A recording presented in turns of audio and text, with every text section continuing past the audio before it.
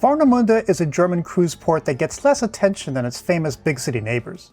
What if you stayed put? So in this video, we'll go over the port basics and give you a taste of what this port can offer. It's more than you might think. I'm Troy, and this is the Port Lowdown.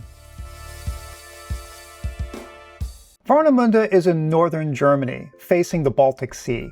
Once part of communist East Germany, this area has always been a regional relaxation getaway, featuring a long sandy beach, ferry rides along the coast, and numerous restaurants and hotels. It's what I imagine touristy looks like to the average German, kind of like Jersey Shore with schnitzel and pilsner, but with its own deep history. Warnemünde is actually a district within the larger city of Rostock, whose center sits about 7.5 miles south. So when you choose to stay here, you mean Rostock city proper, not just the beach. The city center itself offers the lively, newer market square, with its pastel-covered Renaissance merchants' houses and market, St. Mary's Church and its 1472 astronomical clock, and a historic Gothic old town. You approach Warnemünde past the beach and famous lighthouse. If the weather's clear, be sure to get the sail in. You're also in the bosom of Rostock Harbor, with its container cranes and power plants. The Warnemünde Cruise Center and its two terminals are really close to the beach and recreation facing the train station. For proximity and convenience, this is unbeatable.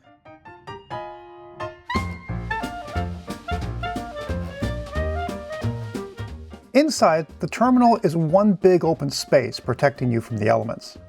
But there's ample seating.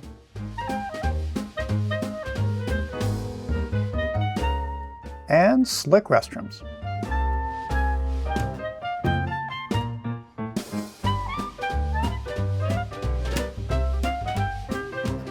As well as special ones for wheelchair assist.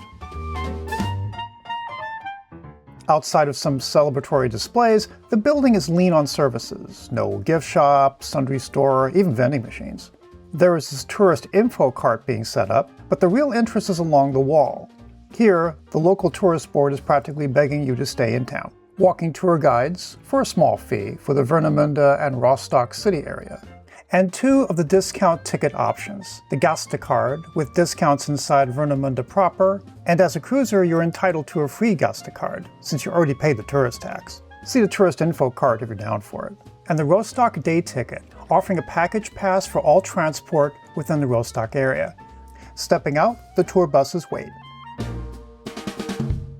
Also just outside the parking lot area are the taxis, which, for our purposes, are of limited use, unless you have a large group or special mobility needs. They are pricey, at least 4 times more expensive than the train to get to downtown Rostock. They go by the meter and can take credit cards, but often prefer cash.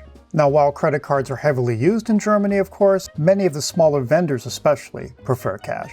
Just like this one restaurant we encountered, they insisted on cash, so we actually had to make an emergency run to an ATM. Point is, have some euros on hand. It'll give you the most flexibility. Across the street is a Eurocar rental lot. Now this is strictly for pre-arranged reservations. This isn't the main town office, but a way station for pre-arranged pickups. But it's certainly an option.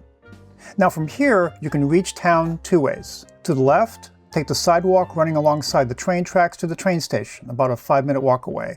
While they have some shelters, it's mostly open to the elements. Or to the right, alongside the terminal buildings, again a 5-minute walk to the heart of the action. Along the way, you get your first taste of local tourist culture. This little gem, Carl's Pier 7, a themed souvenir shop and restaurant from the Carl's brand, a strawberry empire, if you will, where everything is strawberry themed. They also advertise their own amusement park, about 20 minutes away, and even their own radio show. Just past this, you'll reach the passenger quay, located directly on the eastern edge of the port area, an open, public-facing wharf where local transport links and maritime sightseeing businesses are on the water's edge. This one takes you to Rostock Old Town via a leisurely cruise up the river in climate-controlled comfort and full bar. As far as terrain, couldn't be easier. Flat and well-paved. Now cross left and past the Mittelmall area, which turns into a festive beer garden during the summers, and its 55-meter Ferris wheel.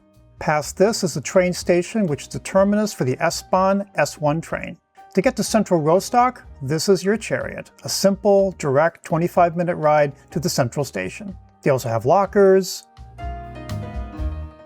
a money exchange, and of course, bathrooms. But here's a wee issue, okay, I made a pun, about public toilets in Germany. They require payment. So have Euro coins at the ready. And speaking of money, you might catch sight of these standalone ATMs, the EC Geldautomats, the ones we keep warning you about with high fees. Even the locals call them tourist traps. Just know you have better options in town with bank-affiliated machines, such as the OSPA. Now, our video can't outline every detail. Well, I could, but it'd be long.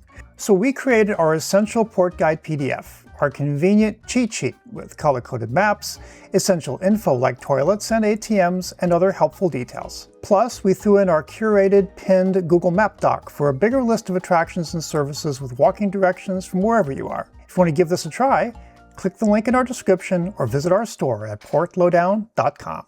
Keep walking past and you'll cross the Bahnhofsbrücke, literally the station bridge, to the Armstrong Canal Promenade. This is Restaurant and Hotel Central, the heart of the action here. It's very commercial and busy, with a lively atmosphere that makes this a pretty essential stroll. This side of the harbor is smaller pleasure craft and more recreation cruises. But the real stars here are these floating fish sandwich stands. They are historic, permanently moored fishing cutters serving up beloved local staples like fischbraten. It looks kind of diabolical, doesn't it? And as usual for a busy commercial promenade, you got your busker action. Now this bear is very still. Tip him for photos, but he doesn't move. Either someone is in there being very still, or no one is. Either option is a bit unsettling. And this tradition, the love lock. Get a lock, engrave or personalize it, lock it to the gate, and toss the key into the canal. Now, since the key is lost in the muddy bottom of the waters, your love is sealed forever. At the end of the promenade, of course, is the famous Warnemünde lighthouse and the Teapot building with a cafe and restaurant. Here you get a taste of Cold War era architecture. Back in the day, the lighthouse was kept an especially close watch on by the authorities for people trying to signal ships heading towards West Germany. Now, it's just another landmark before turning left on the Strand, Warnemunde's beach, where you can rent Strandkörbe, those classic, hooded, wicker beach chairs you see all over German travel postcards.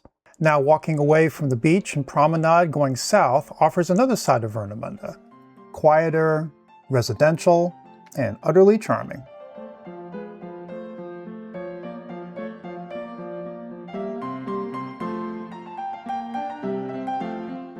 As well as some historical landmarks, like the Edvard Munch House at Armstrong 53. The legendary Norwegian painter of The Scream actually lived and worked right here from 1907 to 08, recovering from a severe nervous breakdown. Also along this corridor, you have some great picks for food away from the big promenade crowds. We picked what turned out to be a local institution, the Bier- und Brandwinkelter, tucked inside a historic captain's house right along the main canal. Part tavern, part micro distillery. Read Schnapps. Here, you get a full menu of hot drinks, but we didn't come here just to drink, but to load up on a heavy German dinner. And they delivered. Tuna casserole, potatoes, tomatoes, chunk of tunas, onion, definitely a lot of cheese. Really good. I'm gonna be honest, this is out of my expectation. My husband's schnitzel. That's the way schnitzel should be. We ate and not much sauce. Very good. So this is fish with dill sauce and boiled potatoes. The dill sauce is very strong with horseradish. What you do is you drink it down and then you hammer. Then grab the nail and hammer it. Yes. You want to get a close up on this? Yeah, sure. Because the nail is in the cherry. Oh! Yeah. Okay. And your nail? It's our nail. Okay. Okay. Chug it. Whoa. Oh my god. Just in case you're thinking that we are letting our son to drink below age, that was the kids version. 7-Up and... 7-Ups. One comment? Drinking age is 16. Just saying. So where do you want to put our nail? Any empty space. Duh, but we want to choose a special space. Oh my goodness. Let's see. How about over here? It looks like there's a space there. You could have a grand time here getting progressively tipsy on hot alcohol and schnapps while wielding a hammer. The simple pleasures of life. or find the beer garden back in Mittenmall and hang a while with the locals. We didn't spend all our time here, but ventured out of town. But we didn't do Berlin or Hamburg, but instead made a better choice for our limited time. But that's for our next video, where we ride the rails and give you some hot tips on how this can work for you too. Now, if you got good value from this video, be sure to hit us up with a like and share with your shipmates. And as always, keep those comments and questions coming. We try to answer them as soon as we can. Happy travels, and see you on our next episode of Warnemünde.